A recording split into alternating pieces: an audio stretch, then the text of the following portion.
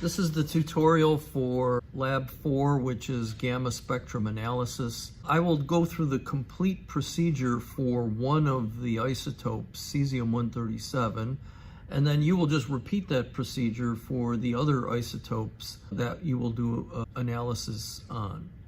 So I've mounted the cesium-137. We remember from the first tutorial that when we had the gain set at 8 and the fine gain at just 1, that the cesium-137 662 keV peak was sitting at around channel number 280. I want that peak to be out here somewhere. So if I simply doubled it, I would put it at 550. If I tripled it, I would put it somewhere out here. So I'm just going to set the coarse gain at 16 and then put this at about 1.5 or so, which would then be a total gain of 24, which is 3 times 8. So that should put that peak that was originally here out here somewhere. And let's just go and see where it's at. So this is a good spot. And we're starting to see the full spectrum develop. And if I look at the settings, my discriminator is at 14. So I am getting this large peak occurring at low channel number. That will turn out to be an X-ray peak that comes out of the cesium-137 source. You can see the principal gamma 662 keV gamma is here. This is the Compton Valley. This is the Compton Edge. This will turn out to be the backscatter, Compton backscatter peak. Here, let me get rid of the, I can only change the ROI when I turn this off. So let me clear all ROIs and then continue taking data. You should probably acquire data for about 5 minutes. You want to get as high a quality of spectrum as you can. This particular lab could take at least 2 lab sessions to complete because of the time involved in acquiring high quality data and then doing the analysis. We have to do a calibration of this, which means we have to convert channel number into energy so that we can identify the structures. So what am I interested in? This is the principal gamma. We will calibrate it and it should be close to 662 keV. The Compton Edge is right over here. You will calculate the backscatter peak and show that this is close to it. Here, let's just do the calibration and then I'll show you how you identify this peak after you do the calibration. So you would acquire data for longer than what I'm doing here, but I will stop it and let's just go through the whole procedure. Now, we are going to calibrate it and we will use what's called a 3-point linear calibration. We showed in the first lab on gamma spectroscopy that the channel number was proportional to energy of the signal that is producing these peaks. So we just need a 3-point line fit of channel number versus energy. So we are going to use other gamma sources and we will assume that we know the gamma energies of the other sources. Here they are. And we can use those as calibration for this scale here. We will convert channel number into energy in keV.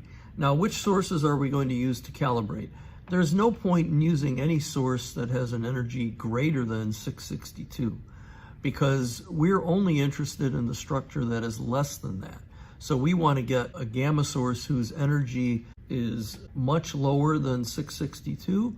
The sources that are available, we see that cobalt 57 has a gamma at 122 keV, and then cadmium 109 is at 88 keV. So those will be really good spectra to calibrate. So what I will do is put those sources in, and then their peaks will show up and I will write down the channel number of those peaks, and we know the energies, so we will then use those. But in order to do that, I have to erase this spectrum, so I need to save it first. So we just press save. When you save it, it will get saved as an SPU file, which is the files for this USX analysis and data acquisition program. So we just need to give it a name, and since I'm doing this, I'll give it the name JZ cesium 137 and channel number. So that's telling me that this was a spectrum I took of cesium 137, but the scale was in channel number. So I will save that, and that should show up on the desktop. And now I can get rid of this and put in other sources. I will take out cesium 137 and I will replace it with a cobalt 57 source. Now I've kept everything fixed. I've got my voltage at 500, my gain, I haven't changed anything. The only thing I'm going to do is change the source, and to use the peak of that source as a calibration point, okay? This is the cobalt 57 spectrum. So this peak is at 122 keV. There's another shoulder here, which would be the 136 keV, but we don't need that shoulder at the moment. We simply want this peak, and as soon as you start to get a decent amount of counts so that you could determine the centroid of this peak, you can then stop it. Now remember, this is only being used as a calibration. I am not using this spectrum to analyze cobalt 57. If I want to analyze cobalt 57, I want to put this main gamma peak somewhere out here, okay? So this is simply being used as a calibration tool. So I will go ahead and set the region of interest. And what does it tell me? It tells me the centroid 178 channel number, and that corresponds to an energy of 122. So I just make a notation of that the channel number 178 corresponds to a known energy of 122 keV. And now I can get rid of that, because that's all the information that I was interested in. And then I replace my source from cobalt 57, and I put cadmium 109 in, and then I measure cadmium 109. Now the trickiest part of cadmium 109 is that you see this peak growing rapidly, and your tendency is to think that that's the 88 keV gamma, but you will determine later when you do the spectrum of cadmium 109 that this is, in fact, is an X-ray peak at a much lower energy than 88. This is the 88 keV gamma peak over here. We will wait until we get a decent number of count. In fact, for the moment, I can move my lower level discriminator here and stop counting those peaks, because this is really the gamma peak of cadmium 109, and that's 88 keV.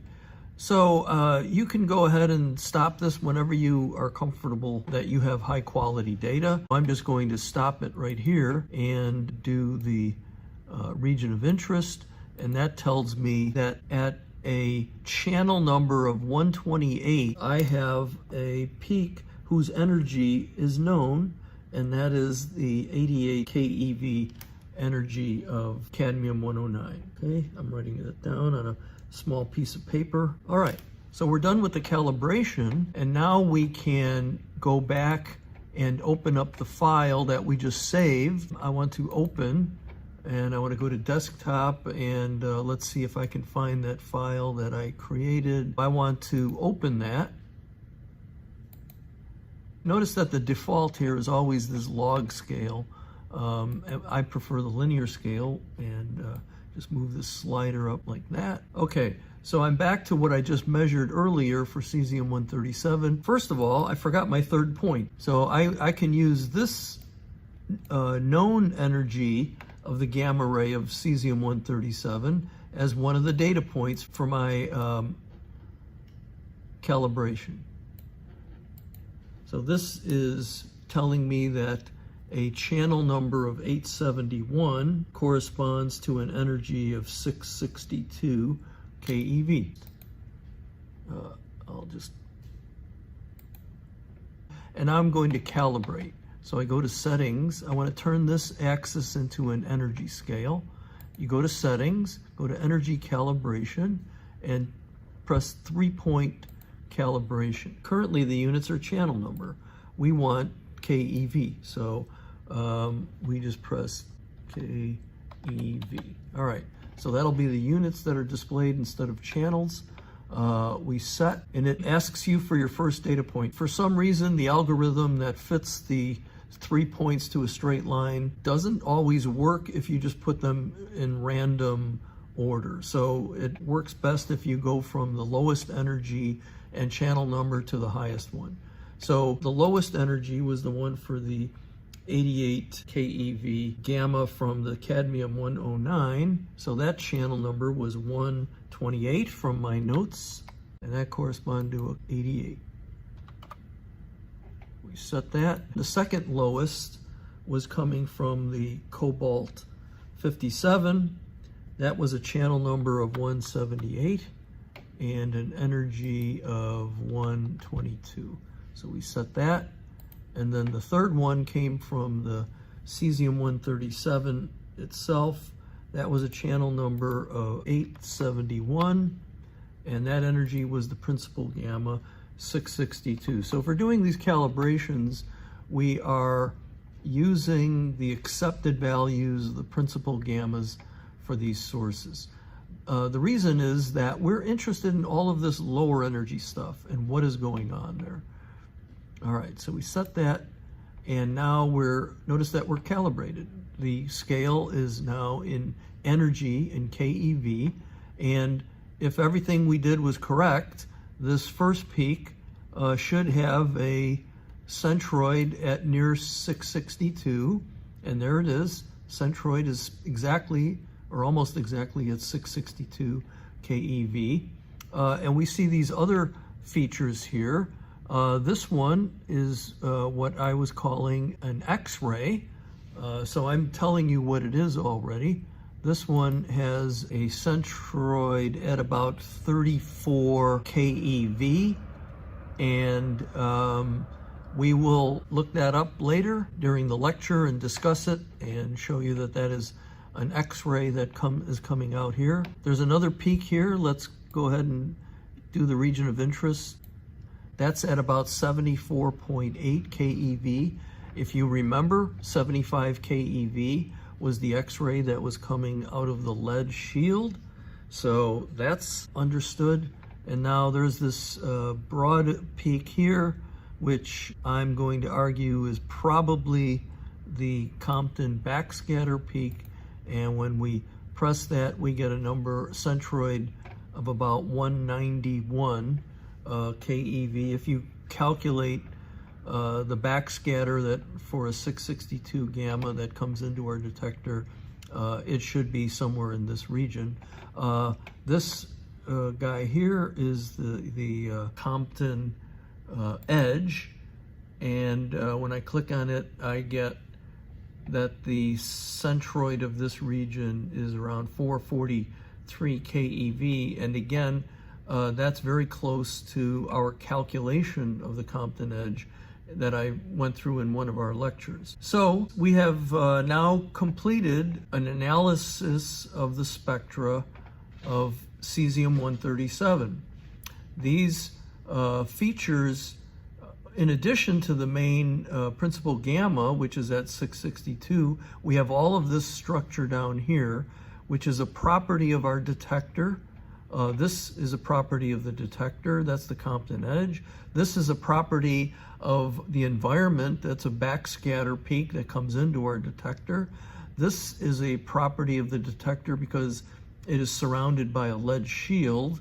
And this is a property of the source.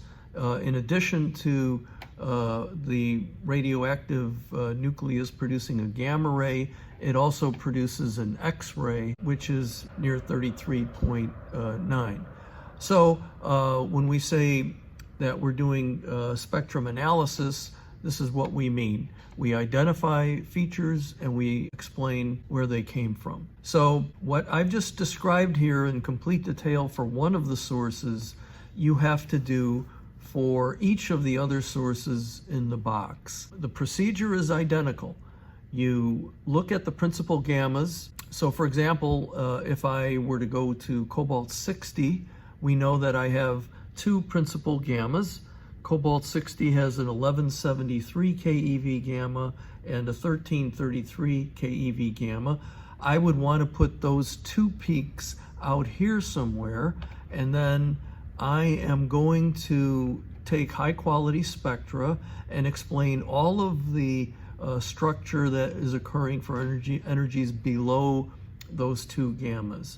And after I take them, I have to do a calibration, remember, and you always pick gamma sources that have energies lower than the principal gammas of the source you're looking at, which is not hard to do because in the case of cobalt-60, those are the two highest energy gammas. So I could pick cesium-137, which would then be over here, and then I could pick cadmium-109, which would give me an 88 keV peak down here, and that 3-point calibration would be a very good one for the full spectrum. Now, cadmium-109 itself is going to be tricky to calibrate because it is the lowest energy gamma in our group, so we will have to try it with the nearby gammas, such as cobalt-57, but we'll see how that works. If it doesn't work, we can actually use the known X-ray energy of the cadmium-109 to calibrate the entire spectrum. So some of these will be a little bit tricky, but the procedures are going to be identical. You load your sample, you set your gains so that the main gamma energies are at high channel number, and take high quality spectra for at least 5 minutes, and then save the file, and then do your calibrations, and then pull the file back up and use the calibration numbers that you've written down on a piece of paper to calibrate your spectrum. Okay, that's it.